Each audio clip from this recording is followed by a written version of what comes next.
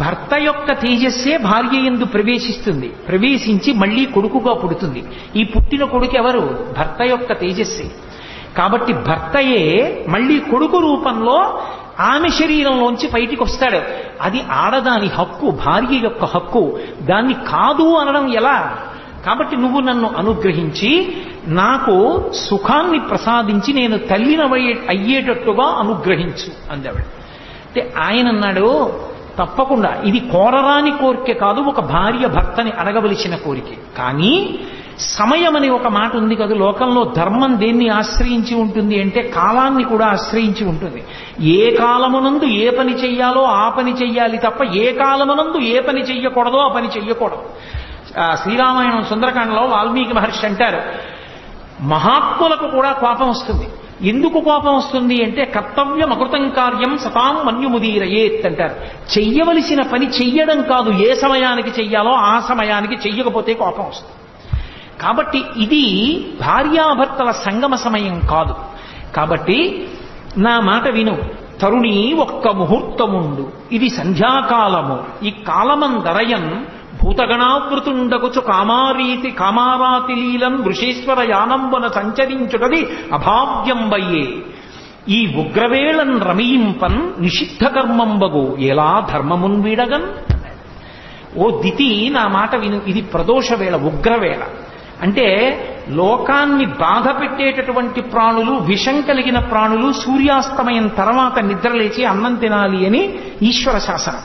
సత్వగుణం కలిగినటువంటి వాళ్ళందరూ సూర్యోదయా పూర్వం లేచి సూర్యాస్తమయం వరకు లేచి ఉండాలి అని ఈశ్వర శాసనం. ఉగ్రవేళ అంటే ఉగ్రభూతములన్నీ లేస్తాయి, పాములు, తేళ్లు, జెర్రీలు ఇవన్నీ అన్నం తినడానికి బయటకు వచ్చే సమయం అది.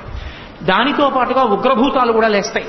కాబట్టి ఈ ఉగ్రవేళలో కామారాతి లీలన్ భూతగణావృతుండగుచు వృషీశ్వరయానంబన సంచరించుటది అభావ్యంబయ్యే, వృషభవాహనారూఢుడై పరమశివుడు ఆయన కాముణ్ణి కాల్చినవాడు.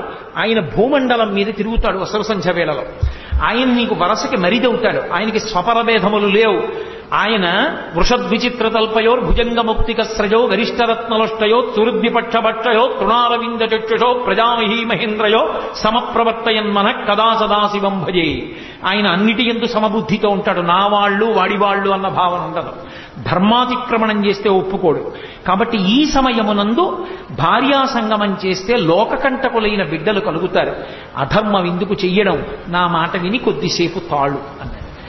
ఆమె కామాతురాణం నభయం నలజ్జ, ఆమె తాళలేకపోయింది. ఆయన వస్త్రం పట్టుకు లాగింది. ఆయన వెంటనే వెళ్ళాడు. ఆమె కోరుకున్న సుఖాన్ని ఆమెకి కటాక్షించి వచ్చి ఆచమనం చేసి ప్రణవాన్ని జపం చేయడం ప్రారంభం చేశాడు. కొంతకాలం అయిన తర్వాత ఆమె గర్భం ధరించి వచ్చి అడిగింది, నేను గర్భం ధరించాను నీ తేజస్సు వల్ల అని. ఆయన వెంటనే దివ్య దృష్టితో చూసి అన్నాడు, రమించకూడని ఉగ్రవేళలో నన్ను నిగ్రహించి నాతో రమించావు. కాబట్టి నీ కడుపున పుట్టేటటువంటి సంతానం లోకాన్ని రక్షించేటటువంటిది కాదు. లోకభయంకరులైనటువంటి ఇద్దరు జన్మిస్తారు. వాళ్ళిద్దరూ ఈ లోకంలో ఉన్నవన్నీ మావే, మేమే అనుభవించాలంటారు. ఆ కారణం చేత విష్ణువుకి విరోధులవుతారు. శ్రీ మహావిష్ణువు యొక్క చేతి సుదర్శన చక్రధారల చేత తరగబడి వాళ్ళ శిరస్సులు కింద పడిపోతాయి. వాళ్ళు కీర్తి వహించరు అని చెప్పాడు. ఆమె చాలా రోధించింది.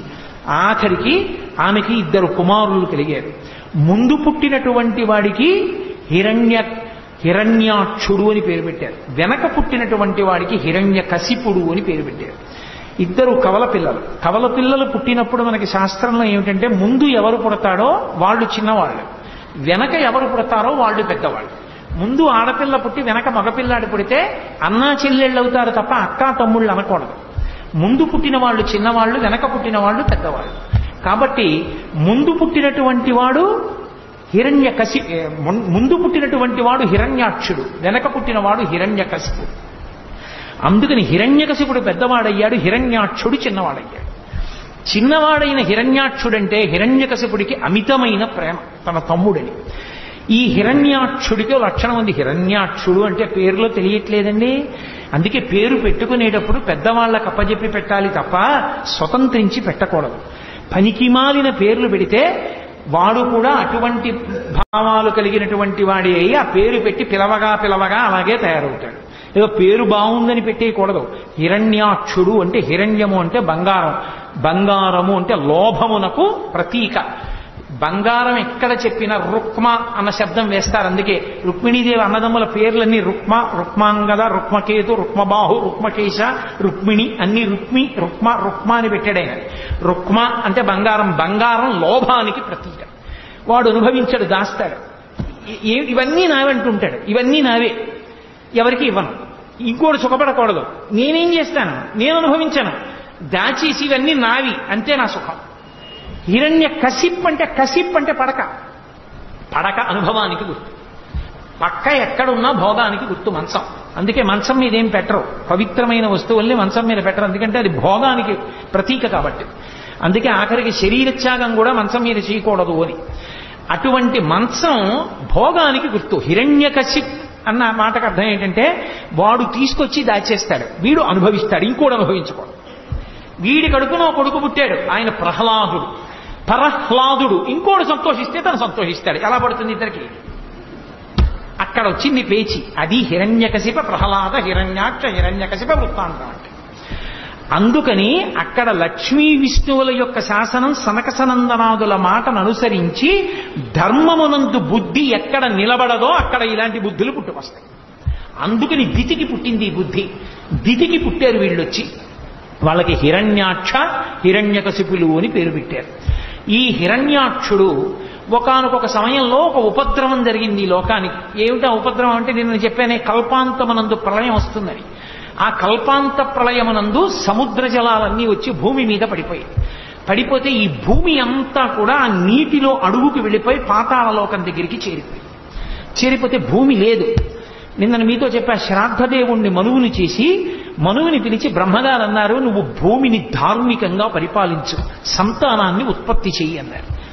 ఆయన అన్నాడు, భూమి ఉంటే కదా నేను పరిపాలించడానికి ధార్మికంగా, ప్రళయ జలాలలో అది కిందకి వెళ్ళిపోయింది, పాతాళం దగ్గరికి వెళ్ళిపోయింది, దాన్ని ఎవరు పైకి తీస్తారు, తీసుకొచ్చి పైకి ఎత్తితే కదా నేను దాన్ని పరిపాలన చేయడం అన్నాడు. ఆయన అలా అనగానే చతుర్ముఖ బ్రహ్మగారికి తుమ్మొచ్చింది. ఆయన తుమ్మారు. తుమ్మగానే ఆయన ముక్కులోంచి కింద పడ్డాడు ఒక ఆయన. యజ్ఞవరాహమూర్తి అర్ధి అంగుష్టమాత్ర దేహంబుతోడ జననమంది వియత్తల స్థాయియగుచు అంతలోనే భూరిగజ ప్రమాణమయ్యే అతటి వారికి అద్భుతముగా అన్నాడు. ఆయన ముక్కులోంచి కింద పడ్డవాడు చిన్నవాడు కింద పడ్డాడు. కింద పడి అందరూ చూస్తుండగానే భూమి ఆకాశములు నిండిపోయేటట్టుగా పెరిగిపోయాడు. ఆ పెరిగిపోయినది వరాహావతారం. ఆ వరాహావతారం యజ్ఞవరాహమూర్తిగా వచ్చాడు.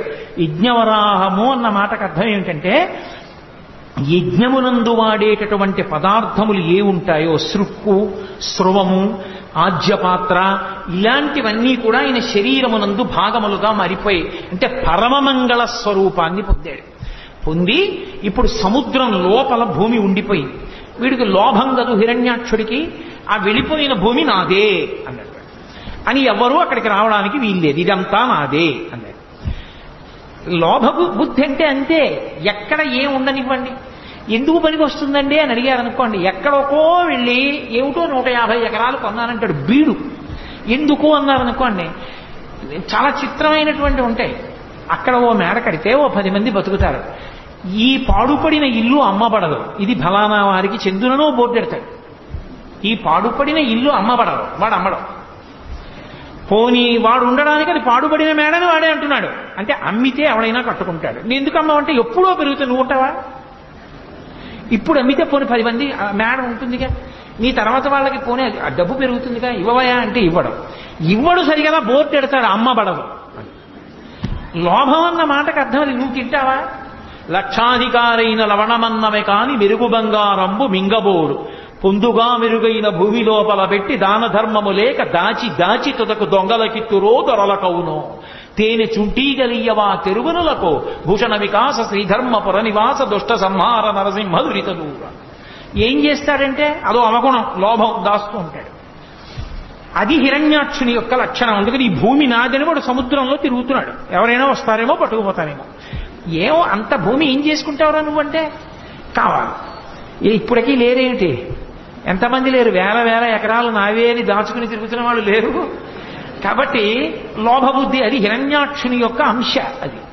కాబట్టి ఇప్పుడు శ్రీ మహావిష్ణువు యజ్ఞవరాహావతారాన్ని పొందారు. అది ఎంత పెద్ద వరాహం అంటే భూమి ఆకాశములు నిండిపోయి పెద్ద పెద్ద రోమాలతోటి అది సముద్రంలోకి దిగింది. సముద్రంలోకి దిగితే ఓ చమత్కారం జరిగింది.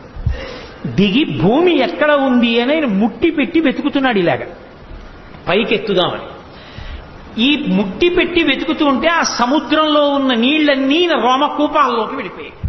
రోమకూపాలంటే వెంట్రుకల దగ్గర ఉన్న కన్నాల్లోకి వెళ్ళిపోయింది నీళ్ళు. వెళ్ళిపోయి సముద్రంలో నీళ్లన్నీ తగ్గిపోయాయి. ఆయన ఒక్కసారి వెతికి మళ్ళీ ఇలా పైకి లేచి ఇలా అన్నాడు, చెవుల్లోకి నీళ్లు వెళ్ళాయని. ఆ జూలు నుంచి నీళ్లు పైకి లేచి ఇలా చల్లుకున్నాయి. ఏదో అభిషేకం చేసిన జలాలు పాత్ర పట్టుకుని మామిడి మండ వేసి చల్లుతుంటే మనందరం ఇలా తలలు పెట్టినట్టు బ్రహ్మాది దేవతలు శ్రీ మహావిష్ణువు యొక్క అవతారం ఇది, ఆయన ఒంటికి తగిలిన నీళ్లు మీద పడుతున్నాయని అందరూ వెళ్లి తలను వంచి నమస్కారం చేసి ఆ నీళ్లన్నీ వాళ్ళ మీద పడేటట్టుగా నిల్చున్నారు. ఎక్కడ పడితే అక్కడ ఎలా పడితే అలా స్నానం చేయకూడదు. నది దగ్గరికి వెడితే సంకల్పం చెప్పి స్నానం చేయాలి. సముద్ర స్నానానికి వెళ్ళారనుకోండి, మీరు వెళ్ళి సముద్ర స్నానం చేసేసానండి అంటే ఖాతాలో పాపం వేసి పంపిస్తారు. సముద్ర స్నానం చేస్తే మహాసంకల్పం చెప్పాలి. పెళ్లిలో చెప్తారే మహాసంకల్పం, అది చెబితే తప్ప సముద్ర స్నానం చేయకూడదు. ఇప్పటికీ రామేశ్వరం వెళ్ళినా రామేశ్వరంలో సముద్ర స్నానం చేసే ముందు మహాసంకల్పం చెప్పి చెయ్యాలి. నన్ను పొద్దున్న ఆయన అడిగితే చెప్పాను, మహాసంకల్పం చెప్పి చెయ్యండి సుమా రామేశ్వరం